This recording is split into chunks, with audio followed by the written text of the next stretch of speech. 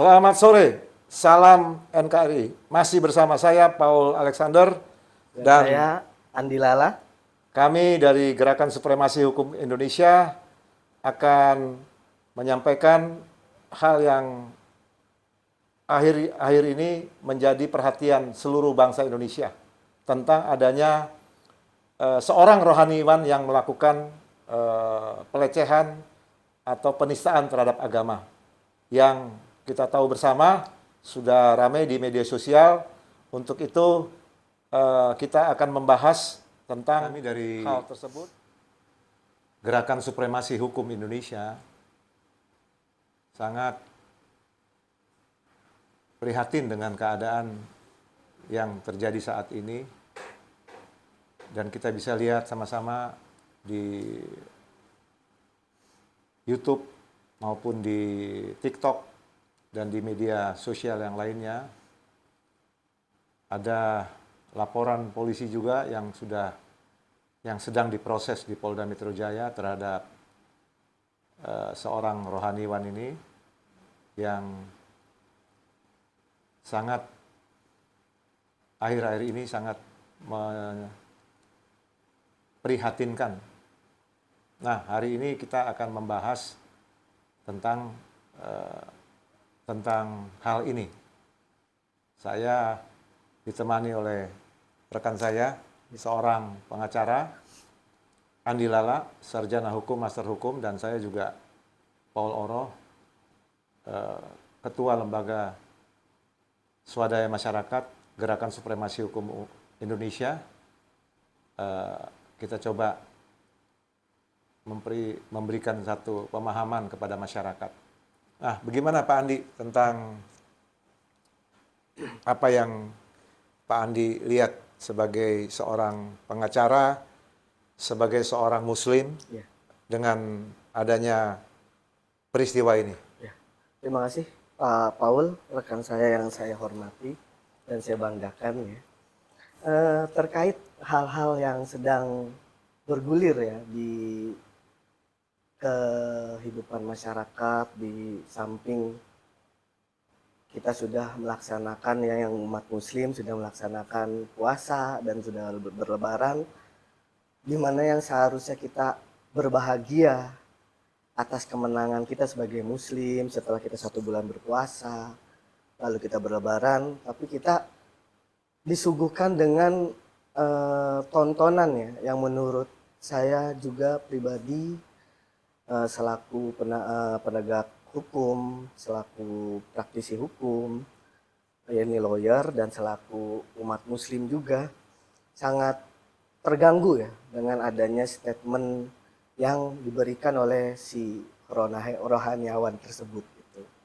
Tentunya kalau kita menyikapi ya Pak Paul, kalau kita menyikapi secara aspek hukum, tentu kita dari kita kecil ya, kita belajar di sekolah SD, kita sudah diajarkan yang namanya kebebasan, bertoleransi, saling menghormati. Itu kita temukan dulu waktu kita SD. Itu saya sudah merasakan bagaimana guru-guru SD kita tuh mengajarkan tentang kebebasan beragama. Bila ada teman-teman kita yang beragama berbeda, kita kasih keleluasaan untuk beribadah menurut agama dan kepercayaan masing-masing. Dan hal tersebut kan sudah diatur di dalam fundamental hukum negara kita, yakni Undang-Undang Dasar pada pasal 28E ayat 1 dan ayat 2-nya. Nah, lalu terhadap perbuatan rohaniawan tersebut ini tentunya jika saya cermati dan analisa secara aspek hukum dengan perkataan yang memang kita sudah dengar sama-sama ya, itu udah sangat kena ya, sangat kena dengan unsur pidananya, terindikasi dengan dugaan melakukan penistaan agama. Karena saya pun nggak terlalu ingin mengambil terlalu luas ya, tapi pastinya kita yang sudah melihat video tersebut sebagai orang hukum, praktisi hukum atau akademisi sudah bisa menelaah dan menilai ya, bagaimana seorang rohaniawan tersebut membandingkan antara agama yang satu dengan agama yang lainnya. Ya. Tentunya pembandingan itu kan tidak boleh. Karena yang namanya dengan kepercayaan itu kan adanya di dalam hati masing-masing. Kita tidak bisa memaksakan, apalagi bisa menjustifikasi yang sana benar atau kita pun benar, yang sana salah, itu tidak boleh. Apalagi di ranah publik. Itu sih Oh, sementara itu. oke. Tapi yang kita lihat sama-sama Pak Andi, Ya. ini kan Pak rohaniwan tersebut sudah melakukan pertemuan dengan mantan wakil presiden Pak Yusuf Kala Ya. sebagai ketua Dewan Masjid, Masjid Indonesia, Indonesia, ya, dan betul. meminta maaf. Dan juga kita lihat sama-sama beliau juga sudah datang ke Majelis Ulama Indonesia Ya. dan minta permohonan maaf. Apakah hanya dengan permohonan maaf ini, perkara ini yang sudah dilaporkan ini bisa berhenti atau bagaimana menurut Pak Andi? Sepengalaman saya, kejadian ini kan nggak sekali dua kali ya di negara kita ini ya. Yang lalu-lalu juga sudah banyak ya. Dan sudah ada yang divonis juga, mungkin Pak Paul tahu ya. Jadi permintaan maaf dengan mendatangi Pak JK sebagai Dewan Masjid, Ketua Dewan Masjid Indonesia, terus MUI, tentunya tidak serta-merta meredam gejolak yang ada di masyarakat. Gitu. Karena masyarakat pun punya hak untuk dia menuntut, ya, menuntut atas perbuatan yang diindikasi menista tersebut, Pak Paul. Jadi tidak bisa lah secara serta-merta itu cukup dengan permintaan maaf seperti Perkaranya itu. Ya. selesai, dimaafkan. Iya, betul. Nah, mungkin sepengalaman saya yang sudah-sudah, dia itu harus sering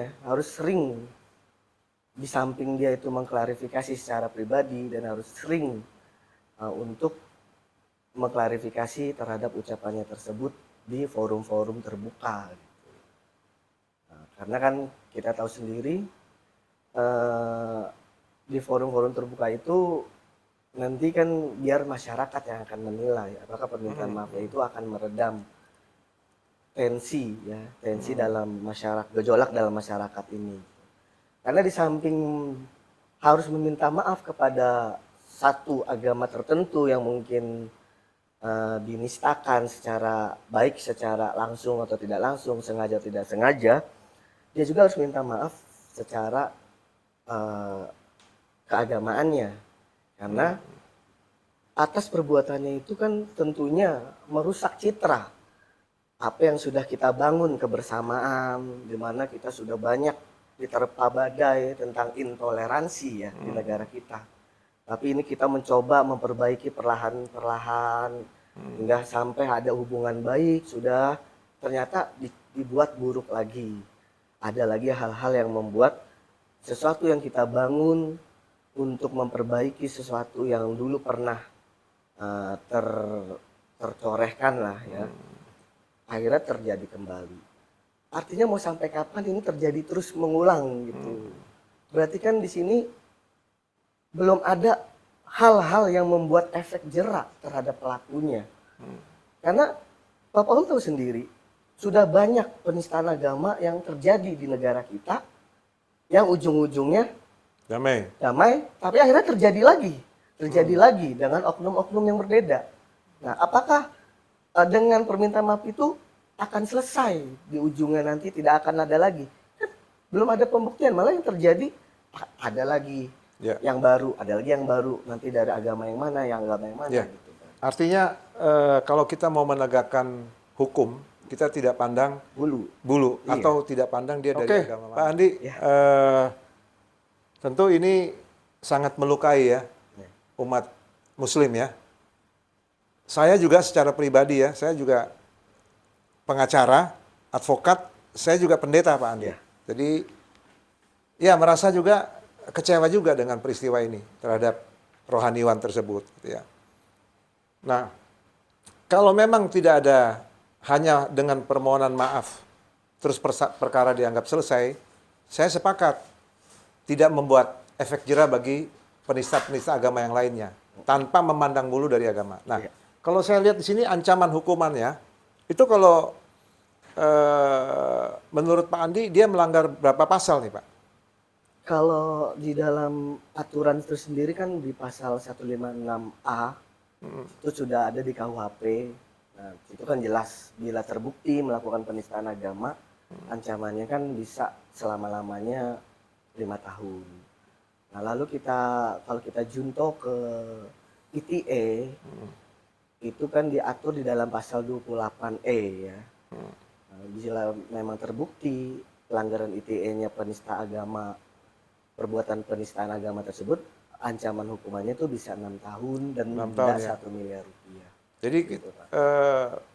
Pak Andi yakin nggak ini perkara polisi yang sudah menerima laporan dari masyarakat maupun dari pihak-pihak tertentu bisa melanjutkan perkara ini atau bisa berhenti nanti nih karena sudah ada perdamaian? Ya, tentunya. Sedangkan pasal-pasalnya ini kan cukup berat juga nih ya. Iya. Tentunya Pak Paul juga selaku praktisi hukum juga sudah tidak jadi apa ya, sudah bukan hal yang rahasia ya gitu. Ya. Kalau untuk orang-orang besar dengan cukup minta maaf selesai.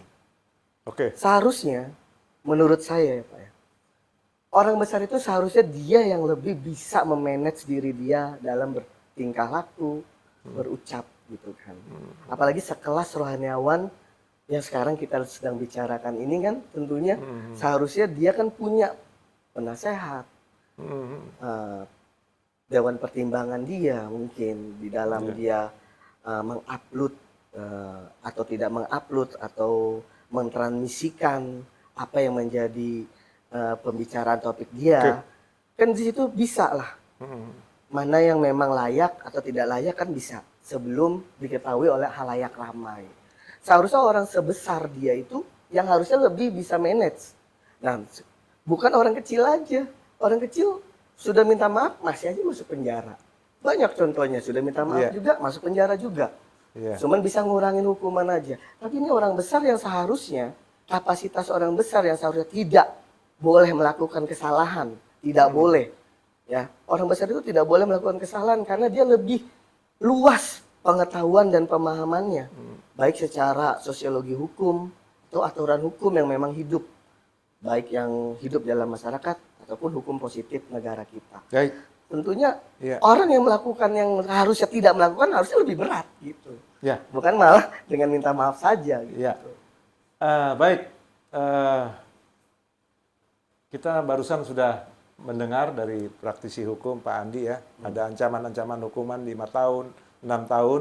Kita berharap penegakan hukum di negara kita ini benar-benar dapat dilaksanakan dan kami harapkan juga tidak terjadi lagi bagi rohaniawan-rohaniawan yang lain dalam berceramah, dalam berkhotbah untuk tidak melakukan kesalahan atau penistaan, pelecehan terhadap keyakinan atau agama orang lain.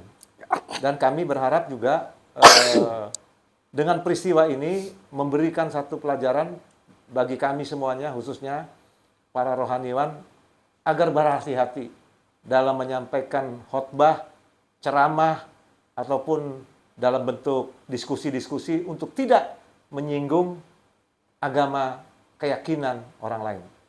Dari kami cukup sekian, mudah-mudahan bisa bermanfaat diskusi sore hari ini untuk penegakan hukum di negara kita yang kita cintai ini. Salam NKRI.